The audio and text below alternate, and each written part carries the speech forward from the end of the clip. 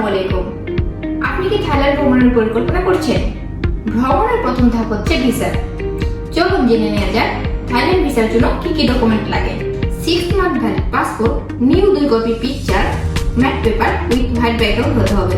Size 35x45। Bank solvency certificate এবং সর্বনিম্ন 6 মাসের ব্যাংক স্টেটমেন্ট এবং সর্বনিম্ন 6 মাসের লেনদেন থাকতে হবে 1 লাখ টাকা পার পারসন এবং ইলেকট্রিসিটি বিলের কপি দিতে হবে। প্রাইভেট জব করলে এনওসি, অফিসের ভিজিটিং কার্ড, অফিসের ID card, salary certificate.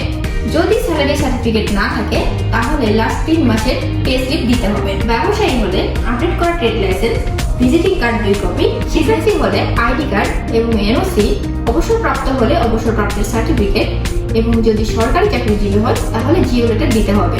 Visa সংক্রান্ত যে কোনো বাংলা ডকুমেন্ট অবশ্যই ইংলিশে নোটারাইজ করে দিতে হবে। ধন্যবাদ। রিও ট্রিপ আপনার ভ্রমণ যাত্রার বিশ্বস্ত সঙ্গী।